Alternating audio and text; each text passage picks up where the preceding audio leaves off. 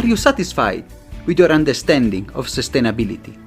If you are not, imagine a journey together, a pluralistic one, with academia, innovators, startups, NGOs, all looking for solutions to the greatest challenge of our time.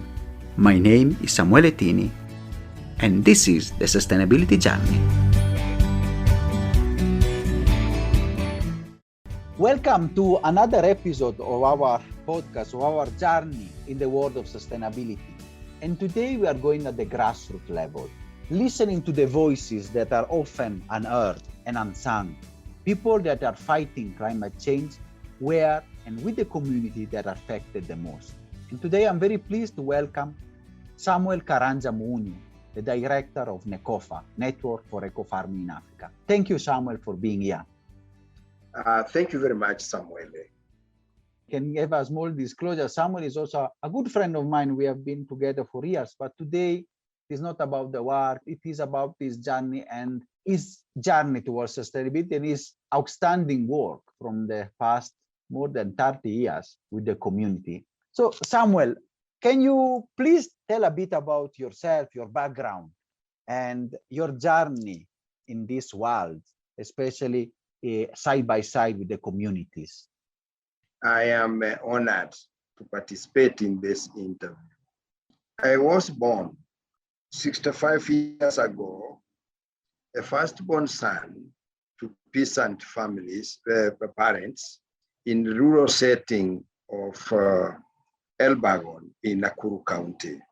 For over 40 years, as a professional in agriculture and community development, I have served in many parts of Kenya, especially in the arid and semi-arid, working with rural resource-poor farmers and pastoralists. I have worked in the public service and also for many years in the NGO world. In the course of my work, I have gained a lot of knowledge, skills, and experience in sustainable agriculture, with which I promote with rural communities, schools, and other learning institutions. I have learned a lot from the people themselves, from the different situations that I have found myself in, from trainings locally and internationally. And I can say it's been a journey of learning and a journey of empowering others. Thank you so much, Samuel. This is really interesting. And in the past years, you have worked with the NGOs and you have founded and you are at the core of Nekofa, the Network for Ecofarming in Africa. Can you tell a bit more about the context where you are dealing and working with the communities and which are the problems that are affecting them? Maybe I take this opportunity to also talk about the organization I lead, Network for Ecofarming in Africa, Nekofa, which is a non-governmental organization in Kenya that we started in the year 2003. And Nekofa is also present in a number of other African countries. In Kenya, we chose the path of NGO, and we operate in a number of counties in this country, focusing on education, environment, food and nutrition security. We work with rural communities in their groups, women groups, men groups, and even youth groups, and schools, and also other learning institutions. Now, in the course of our work, especially in the arid and the semi-arid areas of Kenya, and also in the highland areas where there's a lot of small-scale farming, we have encountered a number of problems that our communities have to contend with, and which erode the gains we have made in terms of sustainable agriculture development. The unpredictable weather patterns of recent is a big challenge to the community. It affects their planning and also their seasons. In the process, it leads to poor yields and also consequently reduced household incomes. In the highlands, because of the increased population, there is also increased subdivision of the agricultural land. I must say, Kenya, like many other African countries, the land distribution is quite unfair. It is in this part of the world where the people who don't need land for livelihood own a lot of land. And the people who need land for livelihood, especially women, have little ownership and access to this land.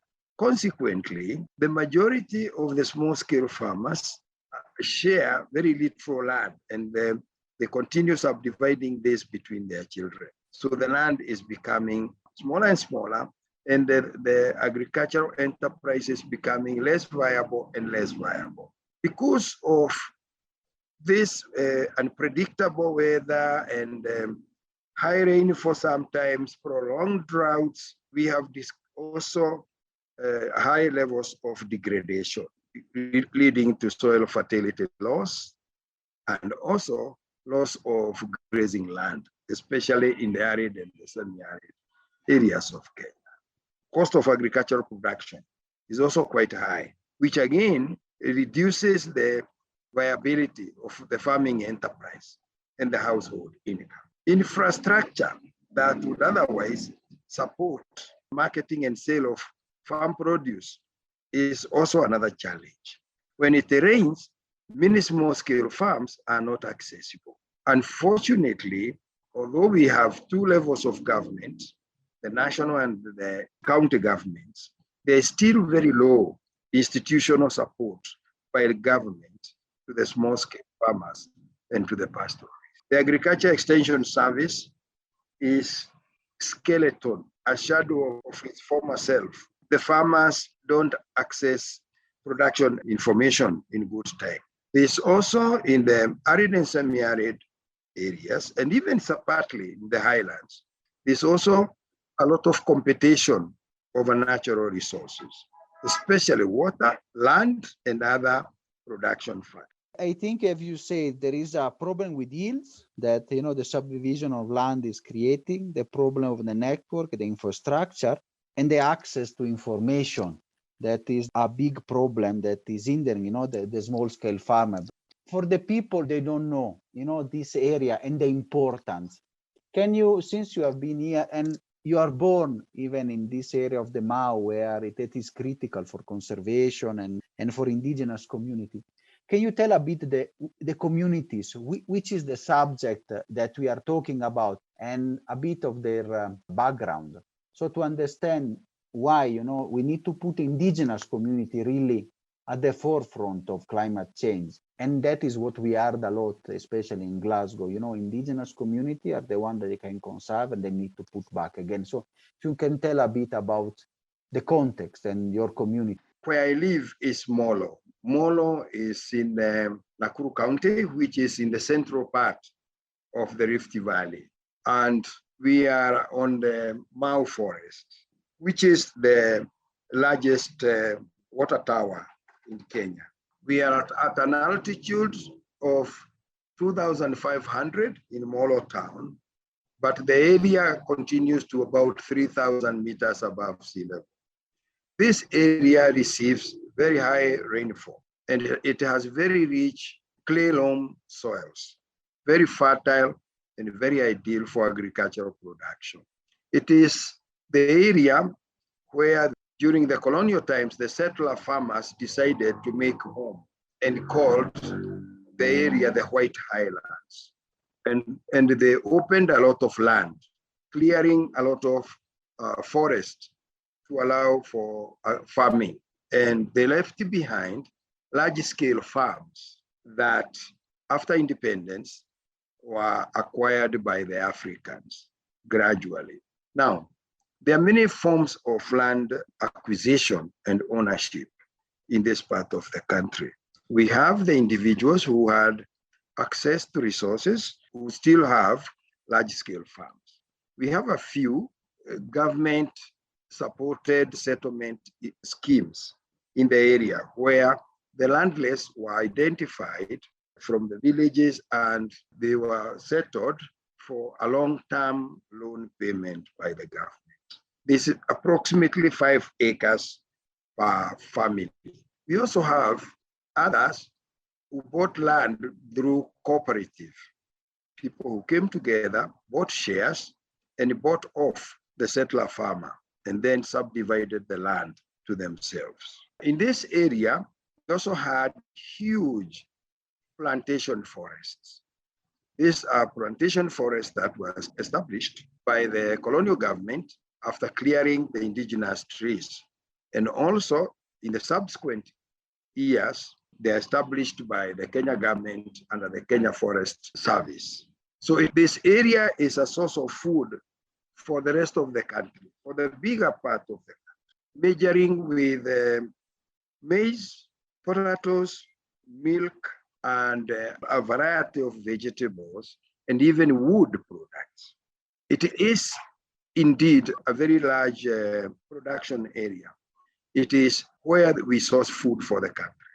Unfortunately, it was not by design, but during the colonial times, the two communities that lived here, the Maasai and the Ogiek, were not very good in farming. The Maasai practiced livestock farming or herding outside the forest, when the Ogiek acted their livelihood in the forest. The Ogiek are indigenous community in the Mau that have managed the Mau for all of us. It is from the Ogiek that we inherited the Mau forest. And we still have some Ogieks in parts of Nakuru County and also others in other parts of Kenya. In terms of the ethnic communities that were brought here to work on settler farms and also to work for the forest department, to work for the railway system, the different ethnic communities were invited during the colonial times to come and work here. And those others came on their own to look for employment. In the process, many settled in Molo and this region generally. So all the ethnic communities in Kenya are represented here, and each one of them with their own expertise. And the European farmer easily identified that and developed these different skills for the different ethnic communities. So this is one part of the country where we see the face of Kenya. From this region, several rivers emerge from the Mau Forest to major lakes and tourist attraction sites, including the Masai Mara, many rivers including Lake Victoria, Lake Nakuru, Lake Baringo, Lake Naivasha, all the what we would call the Great Lakes of the Rift Valley have their waters from the Mau Forest. It is a very important place in the country, in the region, and of course in Africa. It's really important. This leads me because, we can even say that the Nile and the Masai Mara and the Lake Victoria, they take water. Some of the sources are from here, and the Masai Mara, of course, is well known all over the world. So from your work with the community, especially with the indigenous community, which have been the impact of the work and the deforestation, and also the way also conservation was done, not putting at the center the indigenous community? The communities that lived here were not a threat in any way to the ecosystem and the forests because they lived in harmony with nature, traditionally and in practice. The Ogiek, for example, depended 100% on the forest. They hunted small wildlife for food. They harvested vegetables in the forest. They were able to get herbs. They did a lot of beekeeping, and they also built their houses inside the forest. Their practice never threatened the forest. The Maasai as well from the plains. They practiced barter trade. The Maasai provided livestock products to the Ogiek. The Ogiek provided the honey, the herbs, and other products from the forest. And this was mutual, and it was very good. Now, It is the money economy that was brought with the colonial settlement of the area that threatened the Mau. And this is where large tracts of forest land were deforested to allow for plantation forests, to allow for crop farming, etc., etc. And I must say, most of the large-scale farmers also tried within their means to do some level of soil conservation. Now, when the same land was subdivided into smaller holding farms, they are too small, for example, to allow for crop rotation. And many times you see one crop on the farm, almost monocropping in some of the lands. Now, this coupled with climate change has resulted with a serious environmental degradation in the area. So going with the issue of now, the climate change induced weather and predictability, then the crop yields and livestock yields in the area have declined significantly. The returns are low for the farmers. Food insecurity is creeping in. The food we were able to sell before to other parts of the country has reduced. The small-scale farms are gradually becoming unsustainable to manage. Now, the torrential rainfall that comes with climate change creates a lot of soil degradation and the loss of soil fertility. And worse, it also becomes a menace to the water bodies, including the rivers and the lakes, through siltation and pollution. So in the process, the agricultural land loses its soil fertility and productivity, and the rivers and lakes become less habitable by aquatic creatures, including fish in Lake Baringo and other areas.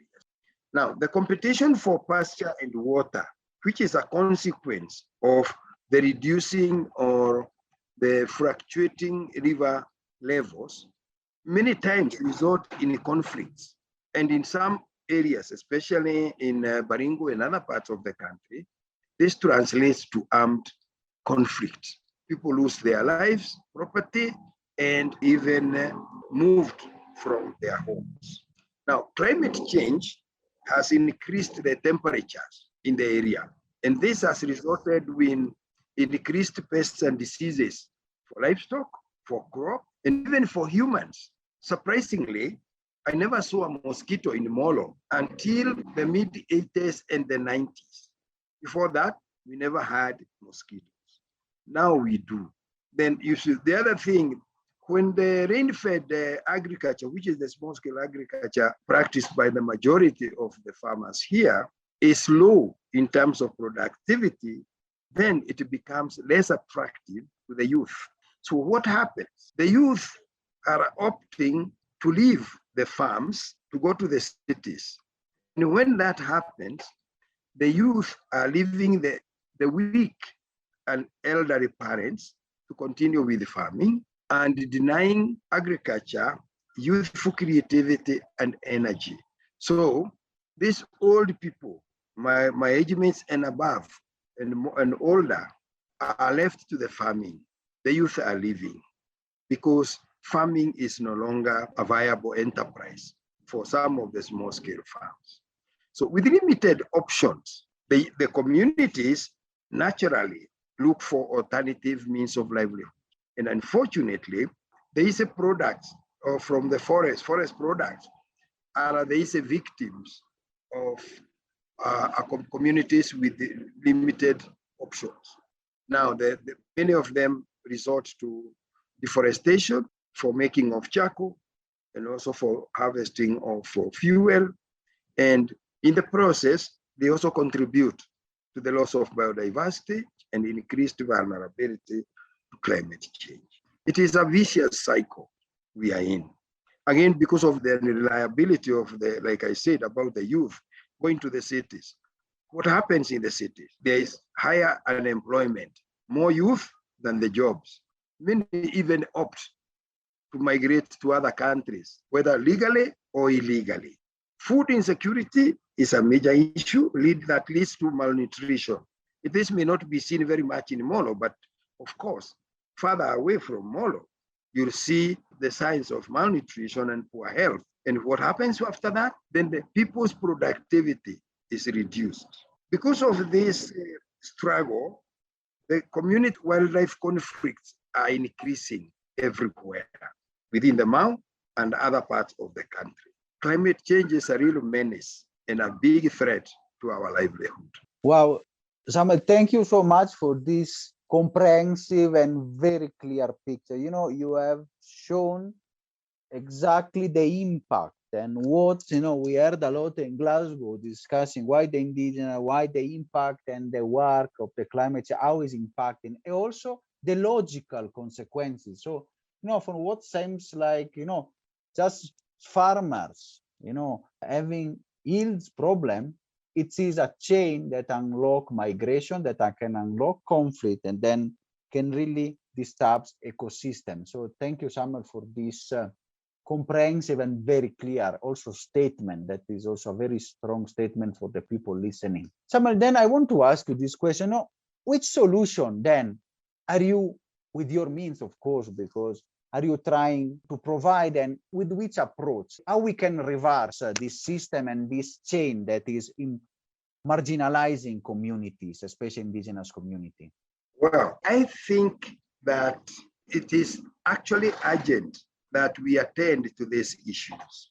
It is now a matter of life and death for many of the communities in this country because of the threats and challenges associated with climate change. It is very important that we build the resilience of these communities through increased support to small-scale farming, improved infrastructure, road networks, access to information, strengthen the agricultural extension service, either by government or even by the NGOs. We need to have investment in value addition and marketing of agricultural products. We need to reduce on-farm wastage. We need to reduce transportation wastage. We need to make small-scale agriculture viable as a means of livelihood, and also to attract agro-based industries, even if it means the government providing some incentives to the investor.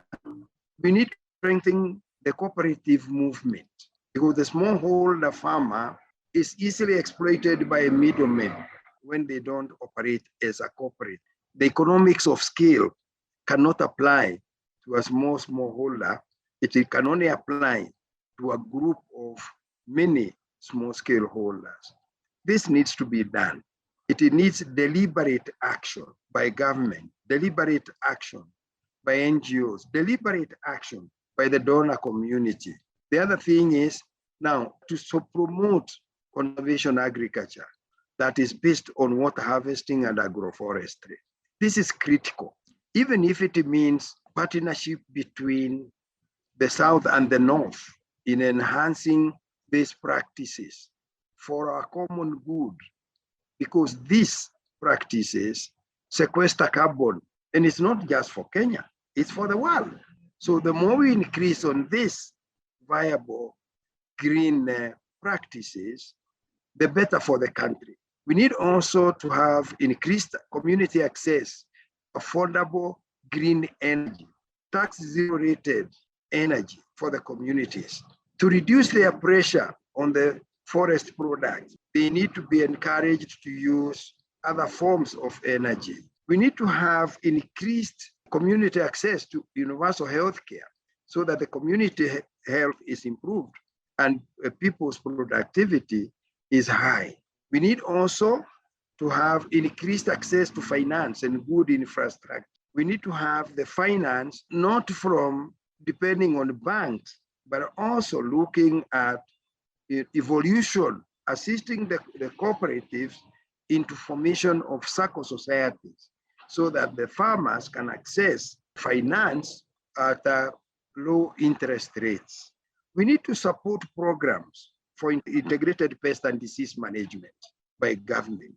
this should be stepped up. The communities may not be able to address, for example, the locust menace on their own, the armyworm, and others. For the livestock areas, especially in the arid and the semi-arid, we need to have better management of livestock in terms of husbandry and also in terms of fodder, storage and management. But more important, a very organized and reliable livestock offtake system where the communities are encouraged to sell their livestock just before the onset of drought period. We need to have promotion of food biodiversity based on traditional drought-tolerant crops, both in highlands and the arid and the semi-arid areas. We need to develop more recipes and research done on this traditional food, which are the sure gates to food security in Kenya and in Africa.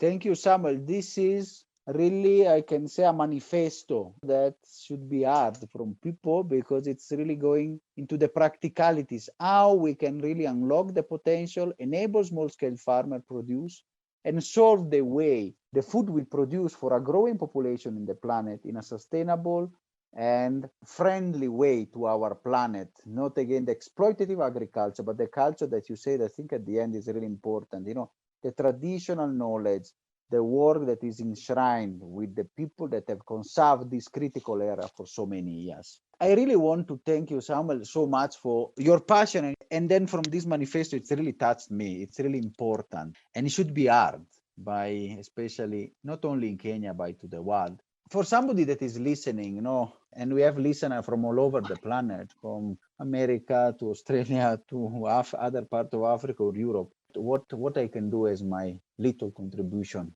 What I would wish to see in the near future is increased government commitment towards improving the rural economies and livelihoods. This needs to be seen of our government and other governments in Africa, and also support from other well-wishers. I also need to see a lot of focus at global level on the loss and damage in future climate change discussion. This campaign needs to be taken by everybody.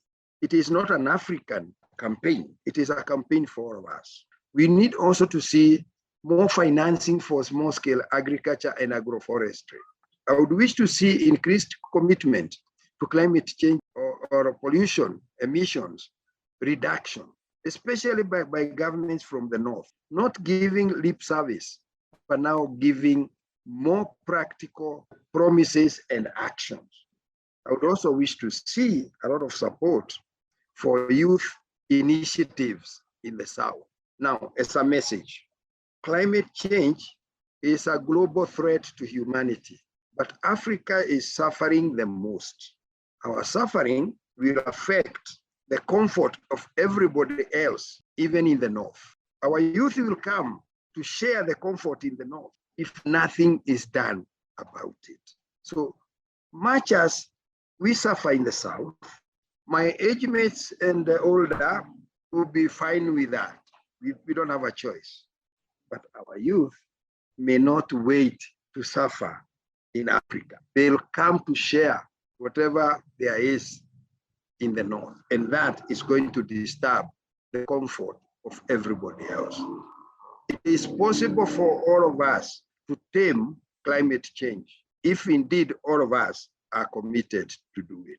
Thank you, Samuel, for this message and your 4 strong points. You have summarized really the points taken out from COP, and that we'll need to take to COP27 in Egypt. That will be a COP in Africa, where your demand will need to be on the table. And I like what you say, stop lip service, we need to work, and we really need to be together. We cannot have people in a position of comfort and others suffering. We need also to look at the job to be done and work together. I have no word to thank you, Samuel, for this passionate work that you have done and for the time that you are sharing with the community, the outstanding work you are doing with the communities in Kenya, with the indigenous community and the farmers. So I really want to thank you so much. It was a big honor for me to having you, and I'm sure we will come back to discuss and see and evaluate again the progress towards this big journey. Thank you so much. Thank you. It was a great honor. All the best. Thank you.